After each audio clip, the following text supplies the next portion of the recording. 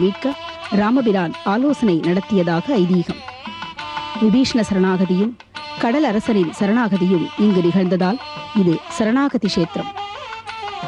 இலங்கையில் வெற்றி வாகை சூடிய அந்த ஜெயராமன் இங்கே பட்டாபிஷேக ராமராக காட்சி கொடுத்ததாக செவிவழி செய்தி.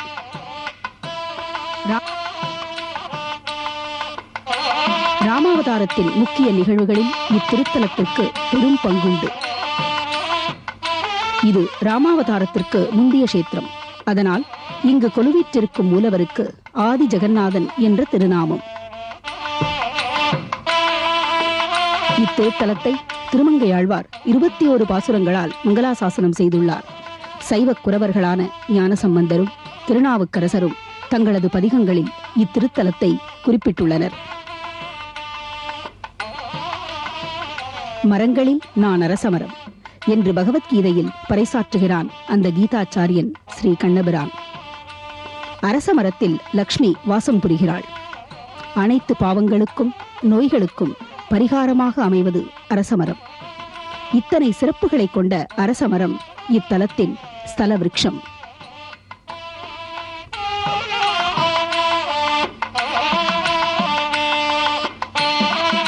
இங்குள்ள அரசமரத்தடியில் நாக பிரதிஷ்டை செய்தால் புத்திர பேறு நிச்சயம் என்பது நம்பிக்கை.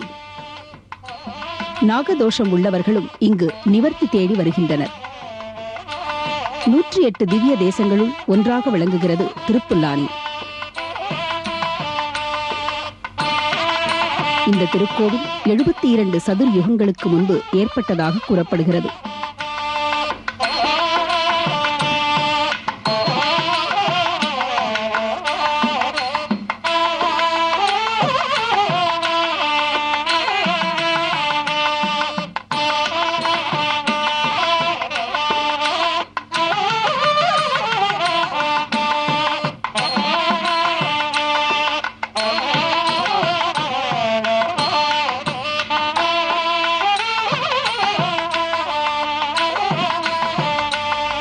பத்மாசினி தாயார் பக்தர்கள் பால் அருள்பாலிக்கும் கருணை பொருந்திய அன்னையாக விளங்குகிறாள்.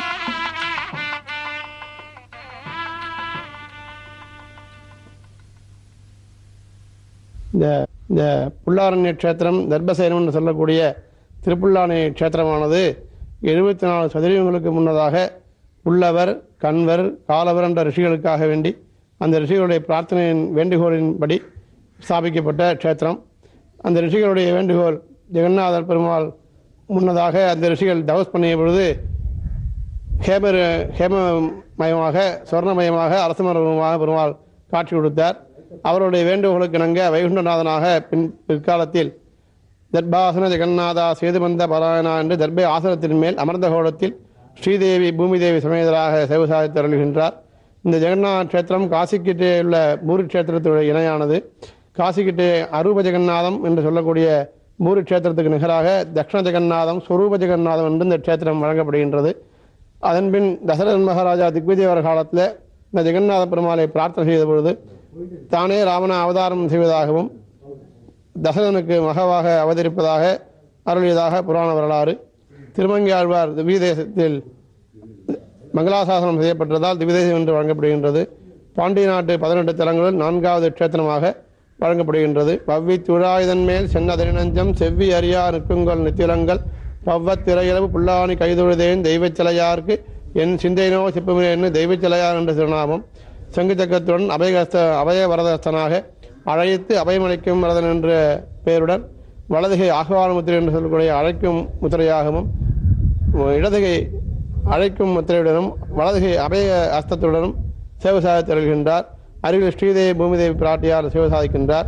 உற்சவமூர்த்தி கல்யாண ஜெகநாதன் ஸ்ரீதேவி பூமிதேவி சமேதராக சேவை சாதித்து வருகின்றார். வைகானத ஆகமப்படி ஷட்மூர்த்தி ஷட்பேர விதானம் என்று சொல்லக்கூடிய 6 மூர்த்திகள் இங்கே ஆராதனை செய்யப்பட்டு வருகின்றார்கள். மூலவர், கௌதிகர், உற்சவர், சமணபேரர், பெலிபேரர், யாகபேரர் என்று சொல்லக்கூடிய 6 மூர்த்திகள் இங்கு ஆராதனை செய்யப்படுகின்றன. பங்குனி உத்திரம் பெருமாளுடைய ஜென்ம நட்சத்திரத்தில் கல்யாண உற்சவம் தொடர்ந்து ரதோத்சவம் நடைபெறுகின்றது. அதனைத் தொடர்ந்து பவித்ரோத்சவம், வைகுண்ட ஏகாதசி திருவத்தியான உற்சவம் மற்றும் உள்ள விசேஷமான உற்சவங்கள் நடைபெறுகின்றன. இங்கு தனிக்கோவில் கண்டு அருள் பாலித்து வரும் ஸ்ரீ பத்மாசினி தாயார் ஜெகநாத சுவாமியுடைய பாரியாக தனிக்கோவில் கொண்டு சேவை சாதித்து வருகின்றார். அவர் வேண்டுவோருக்கு வேண்டுவனவற்றை அருளி இந்த இந்த க்ஷேத்திரத்தின் கண்கண்ட தெய்வமாக விளங்கி வருகின்றார்கள். அதேபோல் வைஷ்ணவ ஸ்தலத்துக்கு ஏற்பட்ட ஆண்டாள் சன்னதியும் அந்த சுற்று பிரகாரத்திலேயே மூன்றாவதாக சவசாரத்தில் இருக்கின்றார். இந்த க்ஷேத்திரம் திருப்புல்லானி தர்பசேனம் என்று திருப்புல்லானி என்று தமிழிலும் தர்பசேனம் என்று வடமொழியிலும் வழங்கப்படுகின்றது. தர்பசேனம் என்று சொல்லக்கூடிய தர்பையின் மேல் 3 நாள்கள் உபவாசமாக சதுசாகர வேலாயாம் தர்பானாஸ்தீரி ராகவா அஞ்சலிங் பிராங்முகம் கிருத்வா பிரதிசித்த பகவதிதே என்று 3 நாள் உபவாசமாக சமுத்திரராஜனை பிரார்த்தனை செய்து எம்பெருமான் ராமன் உபவாசமாக சமுத்திரராஜனை பிரார்த்தனை செய்கின்ற சயனமாக இருக்கின்றார். அதன்பின் அவர் 3 நாட்கள் கழித்தும் வராததால் கோபம் கொண்டு ஆக்னியாஸ்திர பிரயோகம் சொல்லக்கூடிய அக்னிமாலம் விடக்கூடிய தருவாயில் சமுத்திரராஜன் சரணாதி செய்த பிறகு அவரையும் சேர்த்துக்கொண்டு அவருடைய அனுமதியின் பேரில் சேதுபந்திரம் என்று சொல்லக்கூடிய திருவனையை இந்த க்ஷேத்திரத்தில் கட்டி சேதுவில் கட்டி இலங்கை சென்று ராவணசம்ஹாரம் செய்து சீதையை அழைத்து கொண்டு அயோத்தி திரும்பியதாக வரலாறு.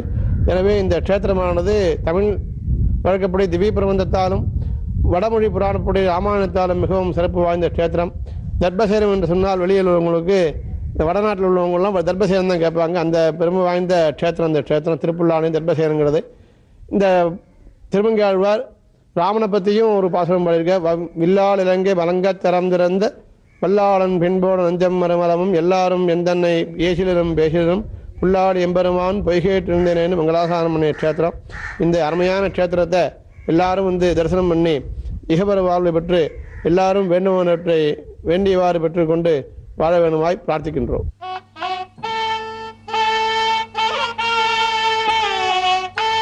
ஸ்ரீ ஆதிசேஷன் மீது சந்தான கோபாலன் லாவகமாக பள்ளி கொண்டிருப்பது வெள்ளி மலையில் மரகதக்கல் பதித்தாற்போர் உள்ளது. இந்த கண்ணனை வேண்டிக் கொண்டால் 7 தலைமுறைக்கும் நல்ல புத்திர பேறு கிட்டும் என்பது நம்பிக்கை.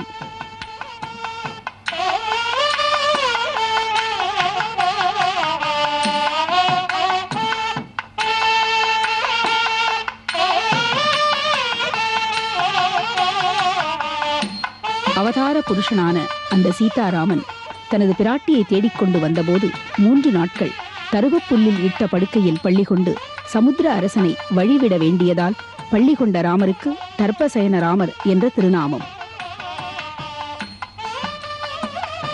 ராமபிரானிடம் சரணாகதி அடைய விபீஷணன் முன்வந்தபோது பற்றுதல் அன்றி உண்டோ அடைக்கலம் பகிர்கின்றானை என்ற கம்பனின் கூற்றுப்படி ஸ்ரீராமன் விபீஷணனை ஏற்றுக்கொள்ள வைணவத்தின் தலையாய தத்துவமான சரணாகதி இத்திருத்தலத்தில் இனிதே நடந்தேறியது.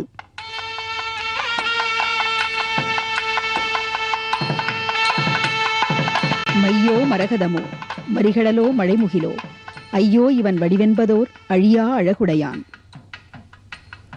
தேவர்களுக்கும் முனிவர்களுக்கும் திருக்காட்சி தந்த பள்ளி கொண்ட ராமனுக்கு இங்கே குடைபிடிப்பது ஸ்ரீ ஆதிசேஷன். ஸ்ரீ ஆஞ்சநேயர் பணிவிற்கும் பவ்யத்திற்கும் இருப்பிடமாக இங்கே காட்சி தருகிறார். எண்ணற்ற திருநாமங்களை கொண்ட ஸ்ரீராமன் இங்கே கோதண்ட ராமனாக காட்சி தருகிறார். ராமநாதபுரம் மாவட்டத்துக்கு பெருமை சேர்க்கும் திருப்புல்லானி அருள்மிகு ஆதிஜெகநாத பெருமாள் திருக்கோயில் ராமநாதபுரம் சமஸ்தானம் தேவஸ்தானத்தில் நிர்வகிக்கப்பட்டு வருகிறது. இந்த பழமை வாய்ந்த திருக்கோயிலுக்கு போதிய நிதி ஆதாரங்கள் இல்லாததால் பராமரிப்பு சரிவர இல்லாமல் திருப்பணிகள் செய்ய முடியாத நிலையில் இருந்ததை பல ஆன்மீக நன்கொடையாளர்கள் முயற்சியின் காரணமாக சமீப காலத்தில் சுமார் 40 லட்சம் மதிப்பீட்டில் திருப்பணி வேலைகள் துவங்கி நடைபெற்று வருகிறது.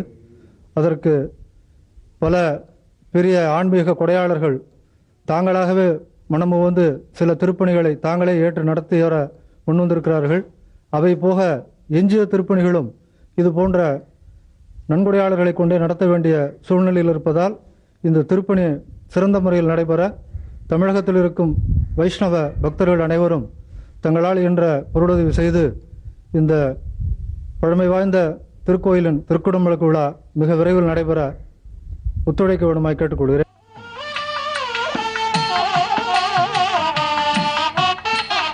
இத்திருத்தலத்தில் கொலுவீற்றிருக்கும் ஆதி ஜெகநாதனை வணங்கி வில்லை பெற்று ராமபிரான் ராவணனை வதம் செய்து சீதா பிராட்டியை மீட்டார் என்பது தல வரலாறு. உற்சவராக அருள் புரிபவர் கல்யாண வரதன். நிதிச்சால சுகமா ராமுனி சந்நிதி சுகமா சீதம்ம மாயம்மா ஸ்ரீராமுடு மா தன்றி என்று பாடி மகிழ்ந்தார் சத்குரு ஸ்ரீ தியாகராஜர்.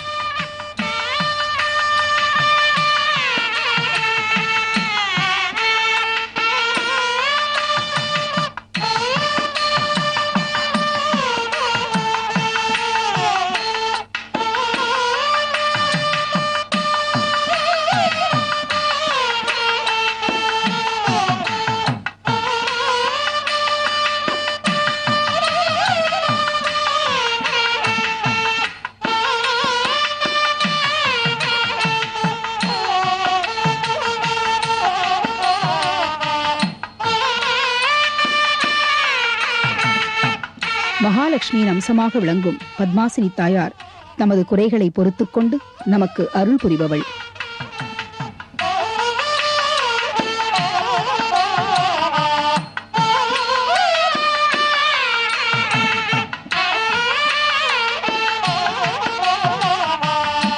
இத்திருத்தலத்தில் ஏன் பள்ளி கொண்டீரையா, மாசில்லாத மிதிலேசன் பெண்ணுடன் வழிநடந்து இளைப்போ என்று நம் மனம் இறைஞ்சுகிறது. வாராதே வரவல்லாய் என்றான் கம்பன். நாம் அறியாமலேயே நம்முள் புகுந்துவிட்ட ஸ்ரீராமனின் திருநாமத்தை ஜபிப்போம், உய்வு பெறுவோம்.